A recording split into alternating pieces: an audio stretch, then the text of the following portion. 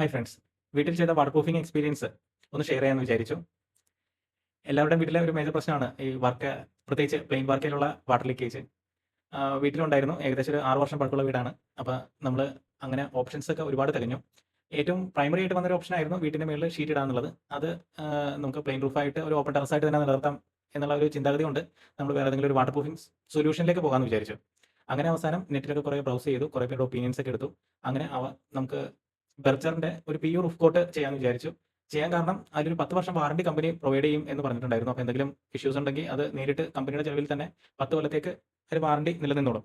പക്ഷേ അതിൽ കുറേ കണ്ടീഷൻസ് ഒക്കെ ഉണ്ടായിരുന്നു. അതിൽ മേജറായിട്ട് ഞാൻ ശ്രദ്ധിച്ച 2 കണ്ടീഷൻസ് ഇതായിരുന്നു. ഒന്ന്, വെള്ളം കെട്ടിക്കിടന്നു കഴിഞ്ഞാൽ ഇതിന് വാട്ടർ പ്രൂഫിന്റെ വാറണ്ടി നമുക്ക് കിട്ടില്ല. അതുകൂടാതെ ഈ വാർക്കമേളിൽ നമ്മൾ പ്ലാസ്റ്ററിംഗ് ചെയ്ത സമയത്ത് പിന്നീട് ഈ ചൂടൊക്കെ വന്നു കഴിഞ്ഞപ്പോൾ ഈ പ്ലാസ്റ്ററിംഗ് പൊള്ളച്ച് വന്നിട്ടുണ്ടാവും. അപ്പോൾ ആ പൊള്ളച്ച് വന്ന ഏരിയയിൽ നമ്മൾ വീണ്ടും പ്ലാസ്റ്ററിംഗ് റിമൂവ് ചെയ്തില്ലെങ്കിൽ നമുക്ക് ആ വാറണ്ടി കിട്ടില്ല.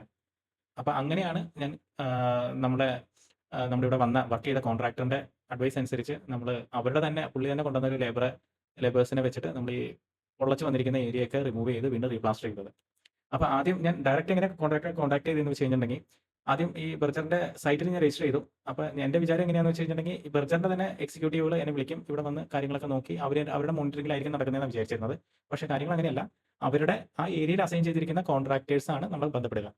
ഈ കമ്പനി ഈ കിട്ടുന്ന ലീഡ്, സൈറ്റ് വഴി കിട്ടുന്ന ലീഡ് അതാത് ഏരിയയിലെ കോൺട്രാക്ടേഴ്സിന് കൈമാറിയിട്ട് അവരായിരിക്കും ഓരോ കസ്റ്റമേഴ്സിന് അതാത് ഏരിയയിലെ വർക്കിന് വേണ്ടിയിട്ട് സമീപിക്കുക. അങ്ങനെ നമ്മളുടെ അവിടെ കമ്പനി അസൈൻ ചെയ്ത കോൺട്രാക്ടർ വന്നു. അദ്ദേഹം നോക്കി, എല്ലാ ഏരിയയിലൊക്കെ നോക്കി ഏകദേശം ഒരു മെഷർമെന്റ് ഒക്കെ എടുത്തതിന് ശേഷം നമുക്ക് റഫ് എസ്റ്റിമേറ്റ് തന്നു.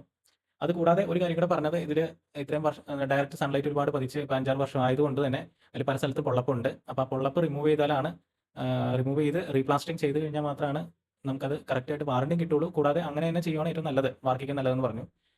അങ്ങനെ അതും കുറച്ച് പേരുടെ അഭിപ്രായമൊക്കെ എടുത്തതിന് ശേഷം നമ്മൾ അങ്ങനെ നിശ്ചയിച്ചു.